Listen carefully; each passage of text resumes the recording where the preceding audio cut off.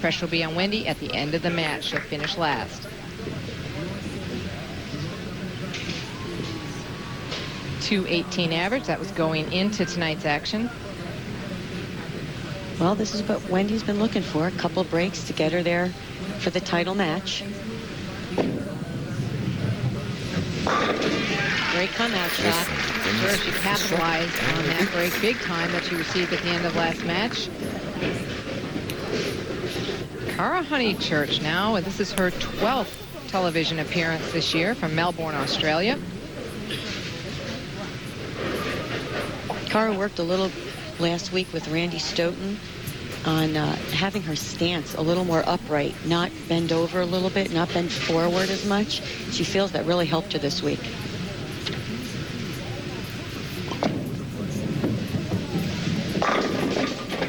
Missing the head on that shot, taking a look. It's like something distracted her.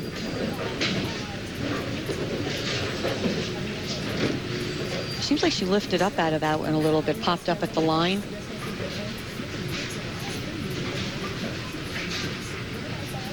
Nearly in the channel. She's taking a little bit of time with this one.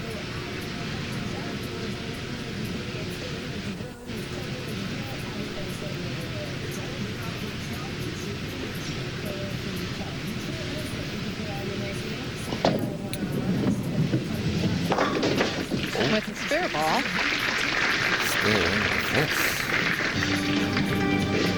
In 17th, Tennille Grijalva, the defending U.S. Open champion. And in 20th, Rachel Perez, one of the best coaches that works out at the Cats booth at the WIBC, so anytime you need help. Michelle Mullen went in, as she was alternate, went in for Carol Giannotti, blocked because of a knee injury. Janet Piezinski, that's 3 cuts in a row for this newcomer, and a couple other familiar faces. Laura Moriarty back in the finals after breaking her bowling fingers, and Lisa Wagner back after arm surgery. So yeah, nice to see them back. Absolutely. Cara Honeychurch trailing now by 10 pins in the second frame, and this time high, leaving the 4-7. Seems like she overcompensated. It's very, you know, it's a mistake everyone makes. You miss a little bit to the left, and with the next one, you pull it a little bit. So it seems like she got that one a little right. I saw in her practice ball she was really trying to play up that 1-2 board.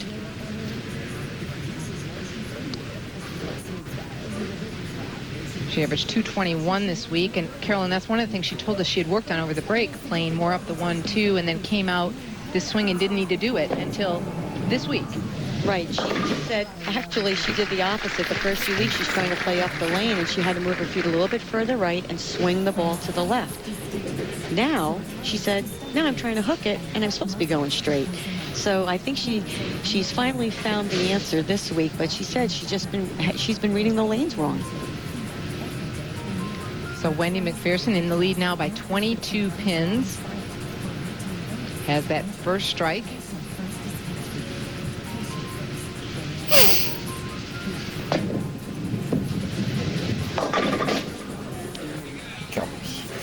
Right through the heart, leaving the 4-6-7.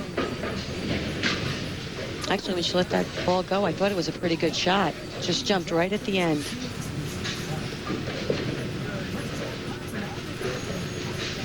Well, she'll go for 2 of these and gets them. And Wendy's talked so much about being winless for so long. Carolyn asked her what it's going to take to win. What's it going to take? It's going to take bowling a great match, and also a little bit of breaks, a little bit of luck. It never hurts anybody, and I'm just trying to be patient. If I keep getting here, sooner or later it'll be my time. One would think, after seeing the last match, that it may be her time. Leanne Barrett with 2 open in the last 2 frames for Wendy to advance. But Wendy having some difficulties in this match. Well, you know, championship match, nerves set in. Also, as we've seen every week on the TV show, the lanes do change a little bit as we're bowling on them. She just went high flush on the last time on that lane. 2-pin this time. Could be experiencing a little carry down. Could have just started a little bit hard. Spares it up. Well, you know, early on this season, it was interesting to see that top seeds were winning most of the tournaments. In fact, they won 8 of the 8 out of the first 10 events because of the transition, but it seemed like as the players got used to how the sport condition transitioned on TV, that turned around a little bit, because in the last 6 shows, only 2 of those were won by top seed. Yes. So it was people that were on the lanes winning. I think people became more comfortable with it and became more comfortable with the adjustments. Now, Cara hasn't been so comfortable. No, I'll tell you, in her practice shots, she really did look like she had a pretty good reaction. But, you know, how they say, once the arrows appear,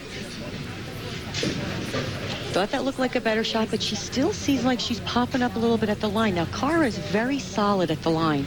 She seems on those last 2 shots, she popped up a little bit, which, you know, the ball, she got the ball to the left and it never rolled up and recovered.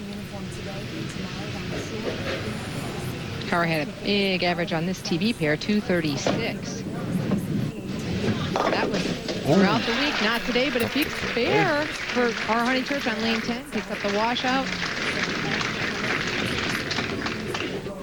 Throws her spare ball. Crosses over. Gets them all. Does she like it?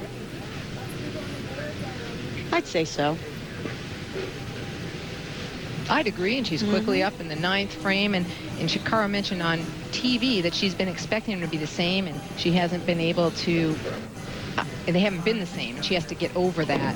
She had a quick look at the average leaders. She just changed balls to a ball that rolls a little more in the middle part of the lane and hooks a little more on the back. It's a particle ball.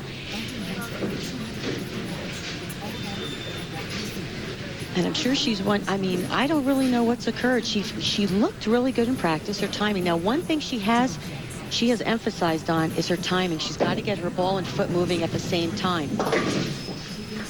Well, an open frame, 42 games plus tonight's action, and it all boils down to the next few frames. We'll be right back. PWA athletes wanted to do something for the victims of Flight 44 that was in Pennsylvania, so Storm donated a ball, and the top 24 signed it. They auctioned it off tonight right before the telecast for $530, and the proceeds are going to those families. Cara Honeychurch now in the lead by 5 because she could strike out for a score of 206. And it's going to be very interesting because Wendy will be ending on her better lane, I believe.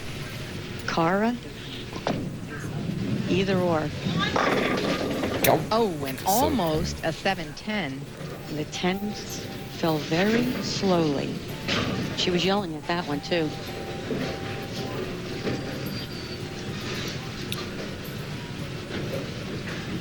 Better shot on that lane. 7-pin just stood. You see the PWBA athletes continuing their support, wearing the flags this week, and we'll continue that for the rest of the year. Spares it up, so Cara Honeychurch is trailing by 5 pins. She'll have to come from behind, but she's been doing that all week. You see what she did there, 5th round to the 6th round. She came from down under geographically and numerically from the 4th position to the 1st in the final round, averaging 244. That's not a bad lowest all week, 6th. That's not bad at all. Not bad. But a huge final round to secure this top seed position. Right now, though, she's 5 pins behind Wendy Macpherson. She shot 355 over last night. And by the way, did shoot 300 at me. Oh, that's right. I failed to mention that. Imagine that. Yeah, if you want to shoot 300, bolt me. In fact, she had an 8-12 coming out last night, her first 3 games, 8-12. She felt great.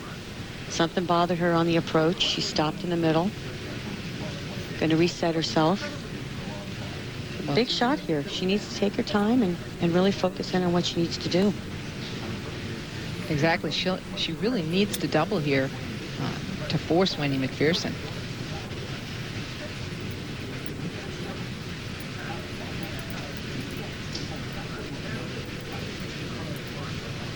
And again, she's been distracted. Yeah, something's happening. I don't know if it's the cameraman or somebody behind the curtain.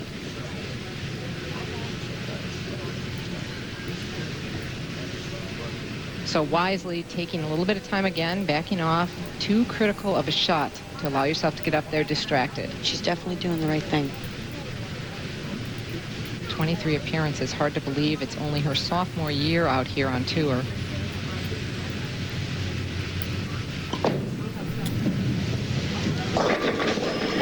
Big strike at a big time.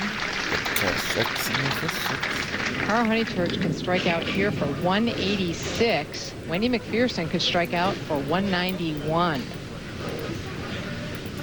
Good shot by Cara. Got it out to the left a little bit. Ball came back light. Blew the pins around. Good shot on that lane. She went high flush in the 8th frame on that lane, so she might have that lane down.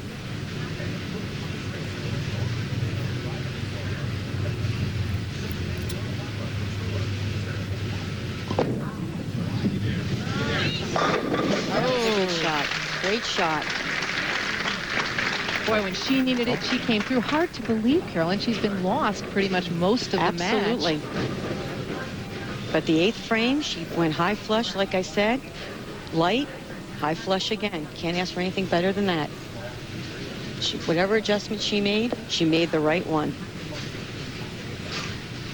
So with 6 pins or more here, she'll force Wendy Macpherson to get up and throw a double in the 10th frame for the championship. Oh, got 8 was enough. Finishing up with a score of 184. Wendy Macpherson will have to double. Now the last 2 shots on this lane, Wendy has struck.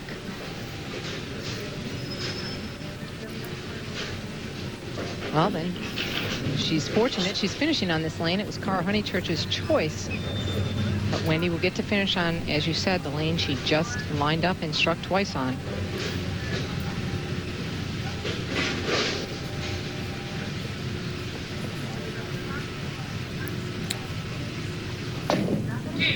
Looks like a good shot. It's a great shot. Does not get the 9-pin. Good shot. 9-pin fails to go. Oof.